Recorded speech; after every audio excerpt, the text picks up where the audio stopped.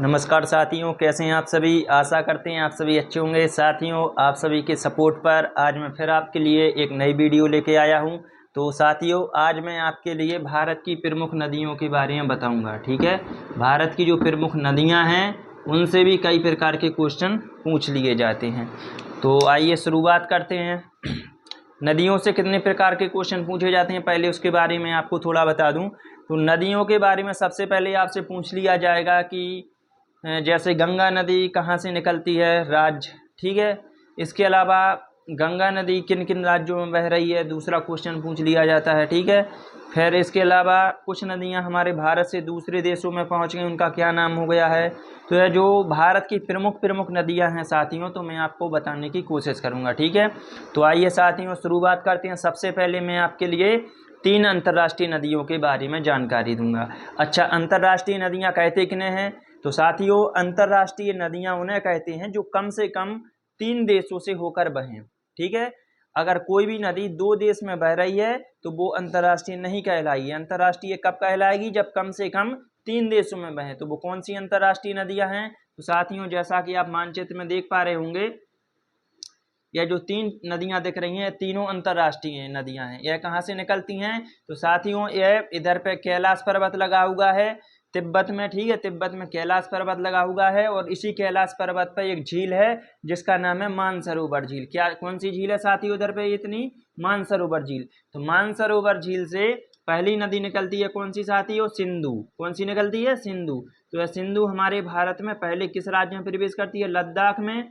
फिर इसके बाद पहुंचती है जम्मू कश्मीर और फिर इसके बाद यह पाकिस्तान में निकल जाती है। तो आप देख पा रहे होंगे, यह तिब्बत यानी चीन में बह रही, फिर इसके बाद भारत में बह रही और फिर पाकिस्तान, 3 देशों में बह रही। इसलिए सिंधु नदी कैसी है, अंतर्राष्ट्रीय नदी। फिर इसके बाद दूसरी नदी की बात करेंगे साथियों, तो मानसरोवर झील से दूसरी नदी निकलती है सतलुज। तो यह मानसरोवर झील से निकलते हुए हिमाचल प्रदेश में प्रवेश करती है, फिर पंजाब पहुंचती है और फिर यह पाकिस्तान पहुंच जाती है और यह सतलुज नदी सिंधु में मिल जाती है। तो यह भी 3 देशों में बह रही, मानसरोवर झील तिब्बत में, भारत में और पाकिस्तान में। तो सतलुज नदी भी कैसी होगी साथियों, अंतर्राष्ट्रीय नदी। अब तीसरी नदी जो बहती है साथियों, यह भी मानसरोवर झील से निकलती है, इसका नाम है ब्रह्मपुत्र। यह तिब्बत से होते हुई नेपाल को घेरते हुई सिक्किम में यू आकार बनाती है। कौन सा आकार बनाती है, यू आकार, उल्टा यू। तो सिक्किम में यू आकार बनाते हुए साथियों आगे बढ़ती है, अरुणाचल प्रदेश में आती है और अरुणाचल में प्रवेश करने के बाद साथियों यह धीरे धीरे असम में आती है और फिर बांग्लादेश में प्रवेश कर जाती है। तो यह भी साथियों कितने देश में बह रही, 3। एक तो हो गया ये तिब्बत यानी चीन, दूसरा भारत में आ गई और तीसरी बांग्लादेश में पहुंच गई। तो इसीलिए यह भी कौन सी नदी होगी साथियों, तो यह भी हो गई अंतर्राष्ट्रीय नदी। तो 3 अंतर्राष्ट्रीय नदी कौन कौन सी हैं, सिंधु, सतलुज और ब्रह्मपुत्र। अब आपके लिए जानकारी दे दूं, एक क्वेश्चन आपके लिए पूछ लिया जाएगा, सिंधु की सबसे बड़ी सहायक नदी बताइए। तो सिंधु की सबसे बड़ी सहायक नदी कौन सी है साथियों, सतलुज है। सहायक वो होती है जो नदी कहीं से निकल के दूसरी नदी में मिल जाती है। तो सिंधु इधर से बह रही थी और सिंधु में आके कौन सी मिल गई, सतलुज। ठीक है, तो सतलुज सिंधु की सबसे बड़ी सहायक नदी है। अब इसके बाद साथियों आपको बता दें, ब्रह्मपुत्र जो नदी तिब्बत मानसरोवर झील से निकलती है, तो चीन के लोग इसके लिए किस नाम से जानते हैं। तो चीन के लोग इसके लिए कहते हैं सांगपो। क्या नाम रखा है, सांगपो। सांगपो नाम किसका है, ब्रह्मपुत्र नदी का नाम। कौन से देश के लोग कहते हैं, चाइना वाले। इसके बाद जैसे ही यह भारत में प्रवेश करती है तो उधर पे अरुणाचल प्रदेश लगा हुआ है, आपको जानकारी होगी। तो अरुणाचल प्रदेश के लोग इसी नदी को और किस नाम से जानते हैं, तो साथियों उसके लिए कहते हैं दिहांग। क्या कहते हैं, दिहांग। ठीक है, तो ब्रह्मपुत्र नदी के नाम अलग अलग जगह पे अलग अलग हैं। अरुणाचल प्रदेश के लोग क्या कहते हैं, दिहांग। फिर जैसे ही असम में आती है तो फिर बाकी भारत वाले इसका क्या नाम रखे हुए हैं, ब्रह्मपुत्र। क्या नाम रखे हुए हैं, ब्रह्मपुत्र। फिर है साथियों, असम के बाद जैसे ही बांग्लादेश में प्रवेश करती है तो बांग्लादेश के लोग इसी नदी को और क्या नाम से जानते हैं, जमुना। जो इतनी नदी है देख रहे हैं यह ब्रह्मपुत्र, इसके लिए किस नाम से जानते हैं बांग्लादेश के लोग, जमुना। ठीक है, तो ब्रह्मपुत्र के 4 नाम कौन कौन से हैं, ब्रह्मपुत्र, सांगपो, दिहांग और जमुना। अब इसके बाद में साथियों आपको भारत की राष्ट्रीय नदी जो है उसके बारे में जानकारी दूंगा। तो भारत की राष्ट्रीय नदी कौन सी है? तो भारत की राष्ट्रीय नदी है गंगा। आप देख पा रहे होंगे यह भारत की सबसे लंबी नदी है। इसकी लंबाई कितनी है? 2525 किलोमीटर लंबी। कितनी लंबी है? 2525 किलोमीटर लंबी नदी है। निकलती कहाँ से है साथियों? तो यह उत्तराखंड राज्य के, यह उत्तराखंड राज्य है, इसके गोमुख हिमानी से निकलती है। उत्तराखंड के बाद साथियों यह उत्तर प्रदेश में प्रवेश कर जाती है और फिर धीरे धीरे करके यह बिहार बहती हुई और यह पश्चिम बंगाल के रास्ते बांग्लादेश में पहुंच जाती है। तो इसकी लंबाई कितनी है? 2525 किलोमीटर लंबी है। अच्छा, जो हमारी गंगा नदी है यह भी बांग्लादेश में पहुंचती है, तो इसका भी दूसरा नाम रखा हुआ है वहां के लोगों ने। इसका नाम क्या है? तो वो लोग कहते हैं पद्मा। क्या कहते हैं? पद्मा। हमारी गंगा नदी को बांग्लादेश के लोग किस नाम से जानते हैं? पद्मा के नाम से। फिर साथियों आगे जो यह पद्मा नदी है और यह जो जमुना है, इसका नाम जमुना हो गया था। जमुना और पद्मा जहां मिल जाती हैं फिर एक ही नदी बन जाती हैं, उसका नाम है साथियों मेघना। क्या नाम है? मेघना। तो यह मेघना नदी साथियों कौन सी खाड़ी में गिर जाती है? इस तरफ कौन सी खाड़ी है? बंगाल की खाड़ी। तो मेघना कहाँ पर पानी गिराती है? बंगाल की खाड़ी में। और इसी मेघना से दुनिया का सबसे बड़ा डेल्टा बनता है, जिसके लिए सुंदरबन डेल्टा के नाम से जानते हैं। तो एक क्वेश्चन आ जाता है, भारत का सबसे बड़ा डेल्टा कहाँ पर है? पश्चिम बंगाल राज्य के किनारे पर है। ठीक है, कौन सी नदी बना रही? मेघना। मेघना बोले तो ब्रह्मपुत्र और गंगा मिलके सबसे बड़ा डेल्टा बनाती है। ठीक है साथियों, तो अब गंगा नदी को अच्छे से समझ चुके होंगे। अब इसके बाद मैं आपको जानकारी दूंगा यमुना की। तो एक क्वेश्चन आ जाता है कि गंगा की सबसे बड़ी सहायक नदी कौन सी है? तो साथियों आप देख पा रहे हैं जो है यमुना है, यह भी उत्तराखंड से निकलती है और यह धीरे धीरे करके यूपी में आती है और फिर प्रयागराज में मिल जाती है। कौन सी नदी में? गंगा में मिल जाती है। तो गंगा की सबसे बड़ी सहायक नदी कौन सी है साथियों? यमुना नदी है, जो गंगा की सबसे बड़ी सहायक नदी है। जहां पर गंगा और यमुना का मिलन होता है उस जगह को बोलते हैं संगम। क्या बोलते हैं? संगम। संगम इसलिए बोलते हैं क्योंकि इधर पर 3 नदियों का संगम हुआ है, गंगा, यमुना और एक अर्धरस्त नदी रहती है वो नीचे से बहती है, उसका नाम है सरस्वती। तो गंगा यमुना सरस्वती कहाँ मिलती हैं साथियों? तो वो मिलती हैं संगम में, प्रयागराज में। अब इसके बाद मैं आपको जानकारी दे दूं, यह नदी जो आप देख पा रहे हैं चंबल नदी, यह मध्य प्रदेश से निकलती है। मध्य प्रदेश के बाद धीरे धीरे करके राजस्थान पहुंचती है और किस नदी में मिल जाती है? यमुना में। कौन सी नदी में मिल जाती है? यमुना में। तो जो चंबल नदी आप देख पा रहे हैं यह यमुना की सहायक नदी है। यमुना नदी की सहायक कौन सी है? चंबल नदी। ठीक है, आपको जानकारी अच्छी लग रही होगी साथियों। अब इसके बाद मैं आपको जानकारी दे दूं, एक और नदी आप लोग देख पा रहे होंगे, यह नदी है माही नदी। कौन सी नदी है? माही नदी। माही नदी मध्य प्रदेश के धार जिले से निकलती है। कहां से निकलती है? मध्य प्रदेश के धार जिले से निकलती है साथियों। फिर इसके बाद है राजस्थान पहुंचती है साथियों। फिर इसके बाद है गुजरात आती है और इधर पे है खंबात की खाड़ी। तो खंबात की खाड़ी में गिर जाती है। खंबात की खाड़ी में कौन सी नदी गिरती है साथियों? माही नदी। और एक और क्वेश्चन प्रतियोगिता परीक्षा में पूछ लिया जाता है, भारत की ऐसी कौन सी नदी है जो कर्क रेखा को 2 बार काटती है? तो इधर से कर्क रेखा निकलती है साथियों, तो कर्क रेखा को कौन सी नदी 2 बार काटती है? माही नदी।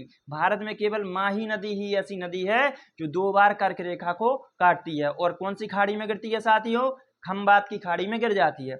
अब इसके बाद आपको जानकारी दे दूं आगे, आप देख पा रहे होंगे यह है नर्मदा नदी। कौन सी नदी है? नर्मदा नदी। तो यह कहां से निकलती है साथियों?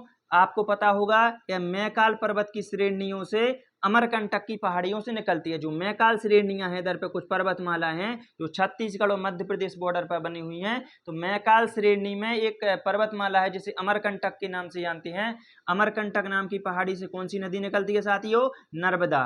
यह मध्य प्रदेश से बहती हुई साथियों और कहाँ जाती है? गुजरात में। और इसके बाद यह भी खंबात की खाड़ी में गिर जाती है। और साथियों एक और क्वेश्चन पूछ लिया जाता है, नर्मदा नदी को मध्य प्रदेश की सबसे लंबी नदी के नाम से जानती है। मध्य प्रदेश की सबसे लंबी नदी कौन सी है?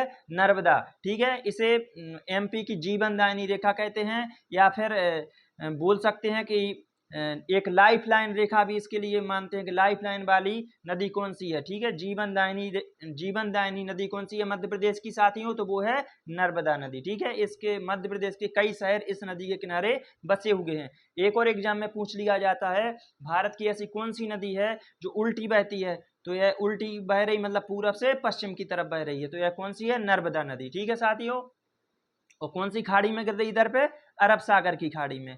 इधर कौन सी खाड़ी है, खंबात की खाड़ी है, और ये पूरी खाड़ी क्या नाम है, इसका नाम है अरब सागर की खाड़ी। अब इसके बाद आपके लिए जानकारी दे दें, एक और नदी है ताप्ती। कौन सी है, ताप्ती।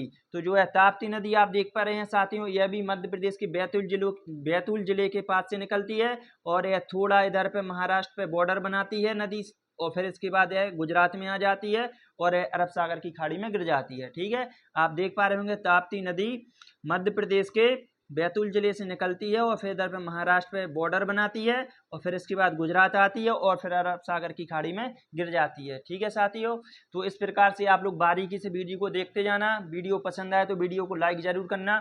इसके बाद मैं अगली नदी आपको बताऊंगा, यह है गोदावरी नदी। कौन सी नदी है साथियों, गोदावरी। यह कहाँ से निकलती है, तो यह निकलती है साथियों महाराष्ट्र के त्र्यंबकेश्वर नामक पहाड़ी से निकलती है। हमारा महाराष्ट्र लग चुका है, और इस महाराष्ट्र की यह त्र्यंबकेश्वर पहाड़ी से निकलती है साथियों। तो यह महाराष्ट्र से होते हुई गोदावरी नदी कहाँ पहुंचती है, तेलंगाना पहुंचती है, उसके बाद आंध्र प्रदेश आ जाती है, और फिर कौन सी खाड़ी में गिर जाती है साथियों, तो यह बंगाल की खाड़ी में गिर जाती है। इस तरफ कौन सी खाड़ी है साथियों, बंगाल की खाड़ी है, तो इधर पे यह नदी गिर जाती है। ठीक है, और गोदावरी नदी को दक्षिण भारत की गंगा के नाम से जानते हैं। दक्षिण भारत की गंगा कौन सी कहलाती है, गोदावरी। इसके लिए बूढ़ी गंगा के नाम से भी जानते हैं। बूढ़ी गंगा के नाम से कौन सी नदी कहलाती है, गोदावरी। दक्षिण भारत की गंगा कौन सी नदी है, गोदावरी। और दक्षिण भारत की सबसे लंबी नदी कौन सी है, तो वो है गोदावरी। ठीक है साथियों, अब इसके बाद आप अगली जो नदी देख पा रहे होंगे, तो यह है साथियों कृष्णा नदी। कौन सी नदी है, कृष्णा। यह भी महाराष्ट्र के महाबलेश्वरम नामक पहाड़ी से निकलती है। कहाँ से निकलती है,